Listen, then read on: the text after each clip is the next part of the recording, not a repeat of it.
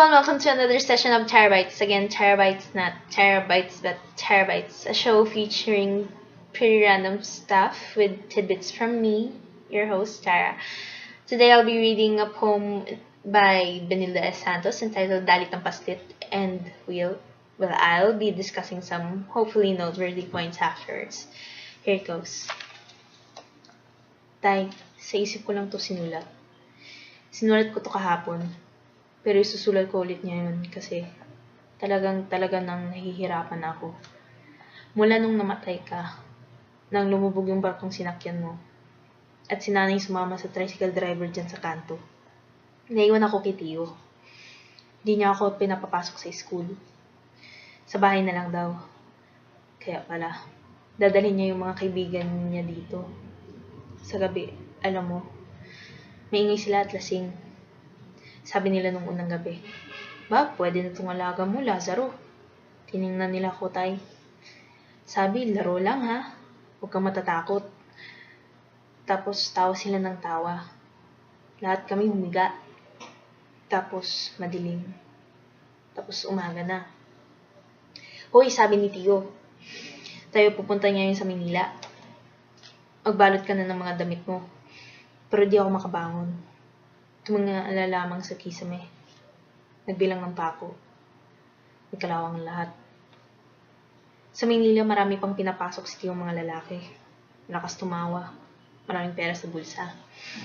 May mabaho, meron namang mabango, merong matabang, may payat, may malinis. May katulad ni Tiyong sumisinga sa sahig. Lalo nang dumalas ang pagtingala ko sa kisame. Naging isang salamin. Kita ko doon ang lahat. Ang ginagawa namin sa sahig. Tay, magsusumbong na ako talaga kasi 2 taon na at saka lumalaki ang salamin. Dumaraming nakikita.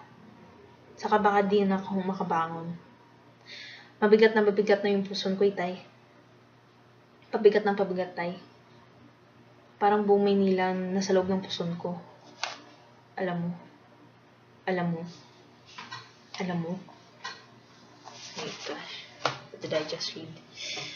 Our teacher said this poem was pretty dark, but so many horrifying things are going through my mind right now. But before I spill my guts, I have to mention some technical points. First off, I don't know if you got as much from the piece, but I'd have to say this is not something I'd let a kid read. Because it basically talks about a girl, an essentially abandoned girl, being prostituted by your own uncle, no less. If you didn't get that, I quote, "Lahat kami humiga, tapos madilim, tapos umaga na. And sa Maynila, marami pang pinapasok si Tiyong mga lalaki. Malakas tumawa, maraming pera sa bulsa." So you see that the uncle was really pimping her, lending her to these people who had money and could pay for her. I appreciate that the author chose to tell this experience with a serious tone, not using flowery words or even trying to sugarcoat it, because it would be a great disrespect to those who actually went through something similar. With all the raw emotion they must feel that we could only imagine, as the author tries to portray in her descriptions. So this was pretty much a downer for me, especially in the end, where she seems to be so desperate to tell someone of her pain as she repeats the line, "Alam mo." More than gloomy, this was really heartbreaking to read. I don't know how you would translate the title Dalit ng Paslit, but given the context, a more appropriate English title could be something along the lines of tainting a child, because it is just that. You take this innocent and exploit her in the most disgusting way possible.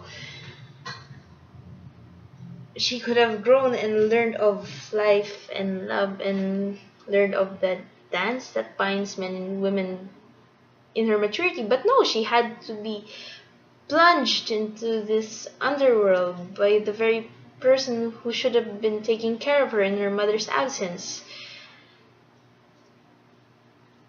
So it's quite pitiable how she is put into this situation. A child who is pretty much clueless about the world and its dynamics does as she is told by the person left in charge of her because she doesn't really know any better. And what could she do on her own, right?